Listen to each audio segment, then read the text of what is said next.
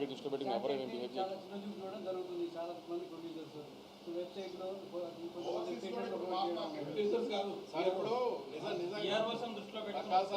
చెప్పండి, నిజంగానే వెబ్సైట్లలో యూట్యూబ్లలో మీరు ఇంటర్వ్యూలు ఇస్తే అమెరికాలో టికెట్లు తెచ్చుకున్నారు. అదే అలా ఏమి దేనికి తెగవండి. ఇప్పుడు ఆ లెక్కన ఇప్పుడు ఆ లెక్క నెలకి 15 సినిమాలు రిలీజ్ అయితే వారానికి 2 వేసుకోండి, నెలకి 10 సినిమాలు రిలీజ్ అయితే ఎన్ని సినిమాలకు ఓపెనింగ్ వస్తుంది? వాళ్ళు చెప్పేది మీరు చెప్పేది ఏంటంటే వాళ్ళకి ఇంటర్వ్యూలు ఇస్తే మీకు అమెరికా టికెట్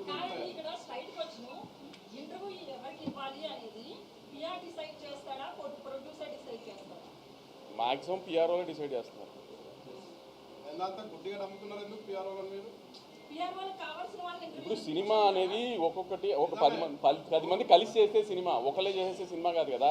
ఇప్పుడు మీడియా దగ్గరికి ప్రమోషన్ దగ్గరికి వచ్చేప్పటికి నాకు కొన్ని ఐడియాస్ ఉండొచ్చు, నా వెబ్ మీడియా చెప్తున్నారు అమెరికాలో ప్రయోజనం లేదు, ఎక్కడా ప్రయోజనం లేదు. మరి అట్లాంటప్పుడు అంత గుడ్డిగా ఎందుకు నమ్ముతున్నారు సార్? నేను ఇప్పటికీ అదే గుడ్డిగా చెప్తాను, ఒక ప్రోమో నచ్చాలి, ఒక పాట నచ్చాలి, ట్రైలర్ నచ్చాలి, అప్పుడే టికెట్ తెగుతుంది. ఇంకేం చేసినా టికెట్ దగ్గర మిగతా అన్నీ నేను చాలా ఇంటర్వ్యూలో చెప్పా, పలానా డేట్కి మా సినిమా వస్తుంది అని చెప్పడానికి చేసే సోర్స్ ఆఫ్ మీడియానే ఇంటర్వ్యూస్ కానీ యాడ్స్ కానీ అన్నీ. దానికి పిఆర్ఓలు వీళ్ళకి చేయమంటే వాళ్ళకి చేస్తున్నాం అంతే. ఏదైనా కంటెంట్ నచ్చకుండా మీరు ఎన్ని ఇంటర్వ్యూలు ఇచ్చినంత మాత్రం ఓపెనింగ్ తేలేము, కంటెంట్ నచ్చితే మీరు ఇంటర్వ్యూ ఇవ్వగానే ఓపెనింగ్ వస్తుంది. మరి నేను మళ్ళీ చెప్తున్నానండి, నాకు ఎవరి మీద పగలేదు, గొడవ పెట్టుకోవాలని నేనేం రాలేదు. మీరు మా జాబ్ మేము సినిమా తీయటం, మీ జాబ్ మీరు రివ్యూలు రాయటం, అది మీరు చేశారు. మేము దానికి ఎవరం ఏమీ కామెంట్ చేయలేదు. ఆ రోజు సాయంత్రం ప్రెస్ మీట్ పెట్టినప్పుడు ఎవరం కామెంట్ చేయలేదు. దాని తర్వాత జరిగిన పరిణామాలు ఏవీ కరెక్ట్గా జరగలేదు ఈ సినిమాకి సంబంధించి. అలాంటివి మాత్రం రిపీట్ చేయొద్దు. రిపీట్ చేస్తే మీరు అన్నట్టు మీ దారి మీరు చూసుకుందాం, మా దారి మేము చూసుకుంటాం అంతే.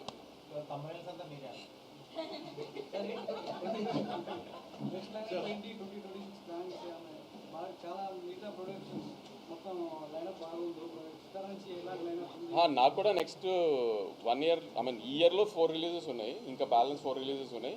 Next year Sankranti, summer, early summer ఒక రిలీజ్, లాస్ట్ సమ్మర్ ఒక రిలీజ్ ఉన్నాయి ప్రస్తుతానికి నా ప్లానింగ్లో. రెట్రో మే 1. మాస్ జాతర జూలై అనుకుంటున్నాం మోస్ట్. Kingdom May 30th.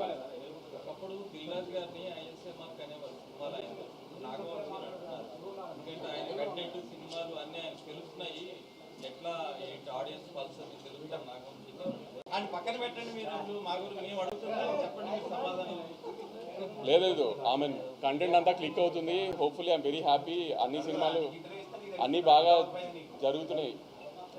ఇలానే జరగాలని టచ్ వుడ్ కోరుకుంటున్నాను అంతే. ఎవరు ఇక్కడ దేవుళ్ళు కాదు, ఎవరు ఫ్లాప్లు అందరికీ పడతాయి, ఫ్లాపులు లేకుండా ఎవరు అవాయిడ్ చేయలేరు. ఫ్లాప్ పడినా మళ్ళీ ఒక హిట్ సినిమా తీయాలని కోరుకోవాలి తప్పితే జరుగుతున్నదంతా బాగా జరుగుతుంది. హోప్ఫుల్లీ అదే కంటిన్యూ అవ్వాలని కోరుకుంటున్నాను.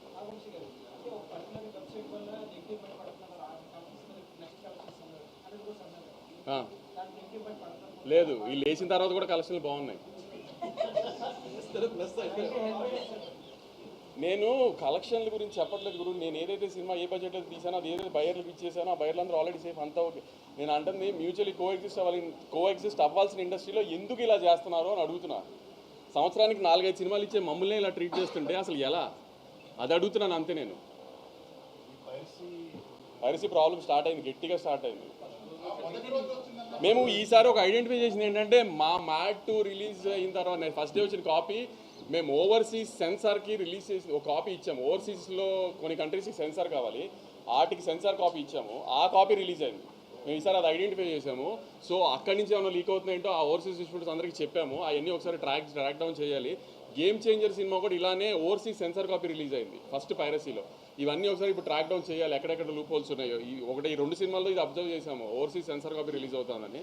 అయిసారి ఇప్పుడు ఓవర్సీస్కి సెన్సార్కి కాపీ ఇస్తున్నప్పుడు ఇంకా జాగ్రత్త పడాలి. అది ఆ డిస్ట్రిబ్యూటర్ అందరితో కూడా ప్రామినెంట్గా చూడాలి. మామూలుగా థియేటర్ కాపీ వస్తే దాన్ని ఇంకా చేయలేము, దాన్ని ఏం చేయాలి ఇప్పుడు చూడాలి. ఎందుకు సడన్గా ఇంత 2 monthsలో ఇంత ర్యాంపేజ్ లాగా వచ్చేసింది. యాక్చువల్లీ మొన్న సికందర్ అయితే మరీ అన్యాయంగా ముందు రోజు రాత్రి వచ్చేసింది. సో ఇట్లాంటి ఏంటో మరి సడన్గా ఇంత వచ్చింది, ఇదేంటో ఒకసారి మళ్ళీ గట్టిగా ఒకసారి దిల్ రాజు గారు మొన్న అదే చెప్పినట్టు ఒకసారి ఎఫ్డీసీతో కూర్చుని గవర్నమెంట్తో డిస్కస్ చేసి ఏదైనా చేయాలి హ్యూజ్ స్కేల్లో, లేకపోతే చాలా డ్యామేజ్ చేసేట్టు ఉంది ఫర్దర్గా వెళ్ళే కొద్ది. అవన్నీ సరిపోవు. ఇప్పుడు ఈటీవీ విన్ ఏదో చేశారంట, వాళ్ళ సినిమాని పైరసీ చేయలేకపోతున్నారంట. అదేంటో కనుక్కుని అలాంటి ఏదైనా ట్రై చేయాలి యాక్చువల్లీ ఏంటి అనేది.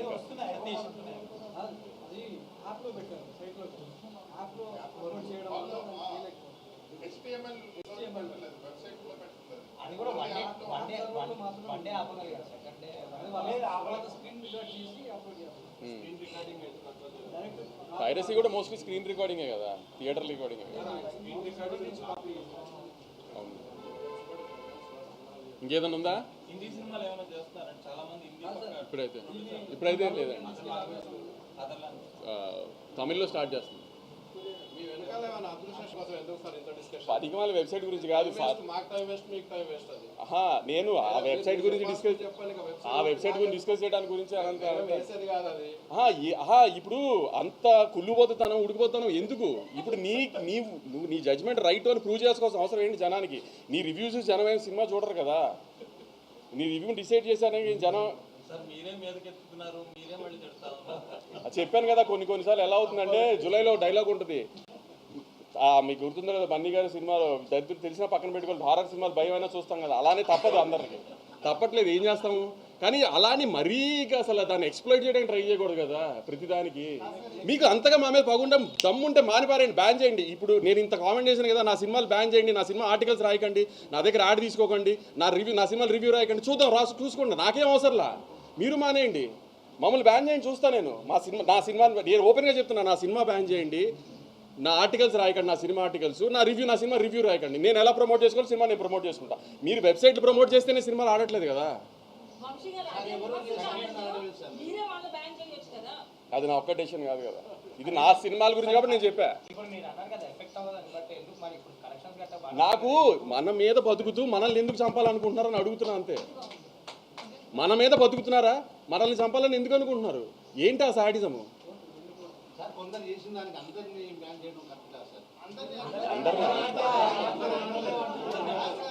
ఇప్పుడు కొంతమంది పేర్లు చెప్తే అవసరంగా పెద్దవాళ్ళు చేసినట్టు అవుతుంది, అది కూడా నాకు ఇష్టం లేదు, అందుకని చెప్పట్లేదు.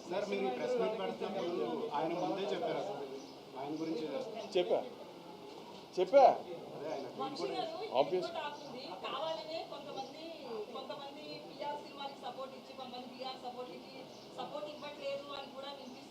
అది మీకు తెలియాలి, మీరే చేస్తున్నారు లేదా? కొంతమంది పిల్లలకే సపోర్ట్ చేస్తున్నారా, కొంతమందికి చేయట్లేదా?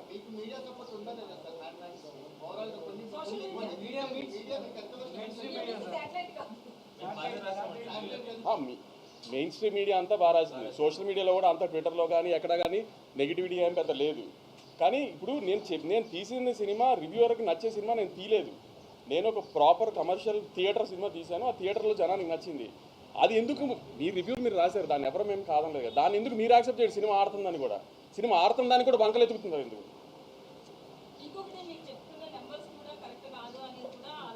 ప్రూవ్ చేయ ఎవరినైనా ప్రూవ్ చేయమనండి, ఓపెన్ ఛాలెంజ్, ఎవరన్నా ప్రూవ్ చేయమనండి.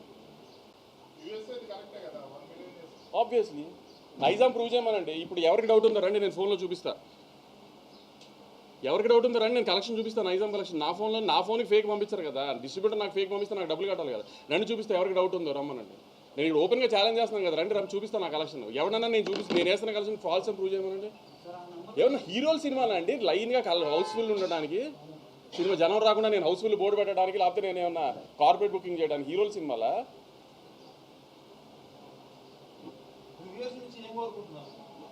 నాకు రివ్యూస్ నుంచి ఏమీ కోరుకోవట్లేదు. నేను అంటుంది, మేము మీ రివ్యూస్ని రెస్పెక్ట్ చేసి అందరం యాక్సెప్ట్ చేసినప్పుడు, సినిమా ఆడుతున్నప్పుడు ఆ సినిమాని ఎందుకు సపోర్ట్ చేయరు, ఇంకా ఎందుకు పుష్ చేయరు ఆ సినిమాని? మీరు అబ్జర్వ్ చేశారా, ఏ వెబ్సైట్లో కూడా రివ్యూస్ వచ్చిన ఏ వెబ్సైట్లో కూడా గత 4 రోజులుగా సినిమా బాగా ఆడుతుంది, కలెక్షన్స్ బాగా ఆడుతున్నాయి అని ఒకే ఒక వెబ్సైట్లో వచ్చింది ఆర్టికల్, మిగతా దేంట్లోనూ రాలా. అంటే ఏంటి ఉద్దేశం? మీరు రివ్యూ బాగా ఇవ్వకపోతే సినిమా ఆడకూడదా? ఈ మధ్యకాలంలో మీరు రివ్యూలు ఇచ్చిన బాగా రివ్యూలు ఇచ్చిన ఏ కమర్షియల్ సినిమా ఆడింది?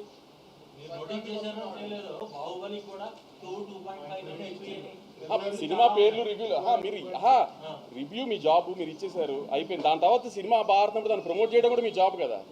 దాన్ని పక్కన పెట్టేసి మీ రివ్యూని జస్టిఫై చేసుకోవడానికి ట్రై చేస్తే అది ఎంతవరకు కరెక్ట్ పోనీ?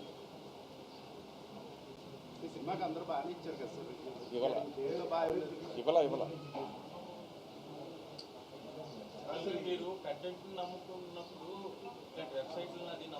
నమ్ముతాను అనట్లేదు, నేను మీకు చెప్తున్నా. నేను ఇప్పుడు రివ్యూ అయితే ఎఫెక్ట్ చేసిందని కూడా అనట్లేదు. రివ్యూ ఎఫెక్ట్ చేసి నాకు జీవి గారు చెప్పినట్టు 1 మిలియన్ చేయదు, నేను అదే అనట్లా. మీరు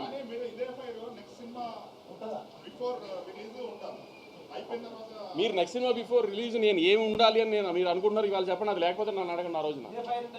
అదే ఏం చేయమంటారు దీంతో, నన్ను చెప్పి అది చేయకపోతే అప్పుడు అడిగి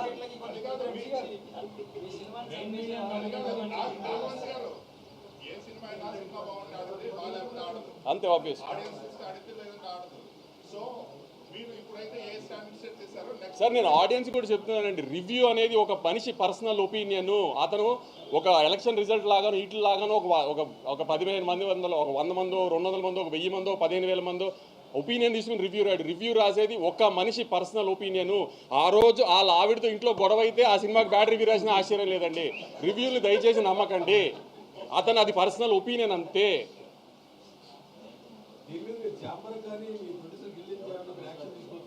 ఏమని దేనికి యాక్షన్ తీసుకోవాలి? ఇప్పుడు మీరు జాబ్, మీరు మీడియా, మీరు ఒక ఎంటర్టైన్మెంట్ జర్నలిస్ట్, మీ జాబ్ ఏంటి రివ్యూ రాయటం. మీరు రాశారు, మేము కాదనట్లా, అయిపోయింది కదా. దాని తర్వాత సినిమాని ఎందుకు ప్రమోట్ చేయట్లా?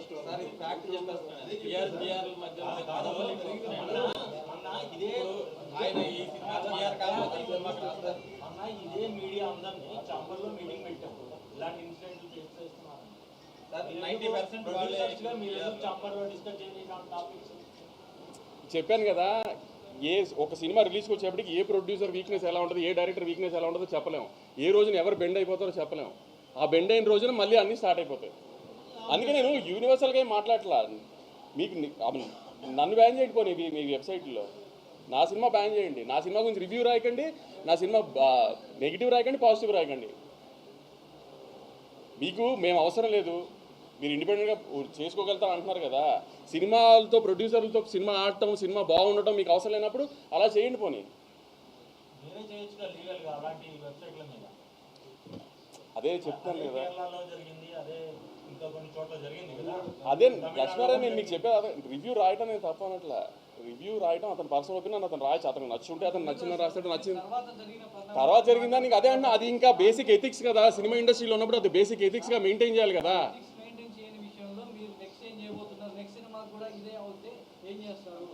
అదే చెప్తున్నాను కదా, నెక్స్ట్ సినిమాకి ఏం చేయాలంటే వాళ్ళని మేము దూరం పెడతాం, ఆబ్వియస్లీ వాళ్ళు మమ్మల్ని దూరం పెడితే హ్యాపీ, గొడవే లేదు కదా.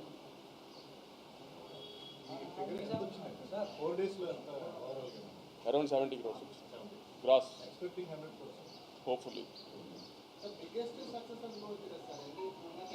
ఈ సంవత్సరంలో సంక్రాంతికి వస్తున్నాం, ఎలా 3-4 రోజుల్లో బ్రేక్ ఈవెన్ అయిందో అలానే మ్యాడ్ కూడా 4 రోజుల్లో ఆల్మోస్ట్ అన్ని ఏరియాస్ బ్రేక్ ఈవెన్ అయిపోయింది. ఒక 2 ఏరియాలు మాత్రం 90%లో ఉంది.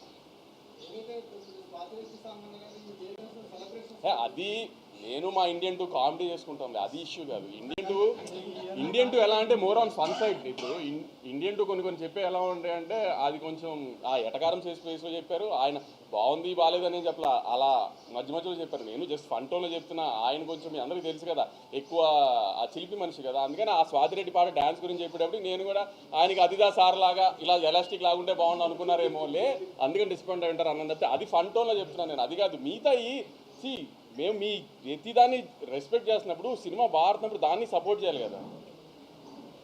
సినిమా బాడకపోయినా బాడట్లేదని చెప్పట్లేదు కదా ఎవరు. పోనీ దాన్ని ఎందుకు సపోర్ట్ చేయట్లేదు అని అడిగా అంతే. నేను నా సైడ్ అయిపోయింది, మీరు ఏమైనా అడగాలంటే చెప్పండి సార్. అదే లేదు సార్, ఎంటర్టైన్మెంటే స్టార్.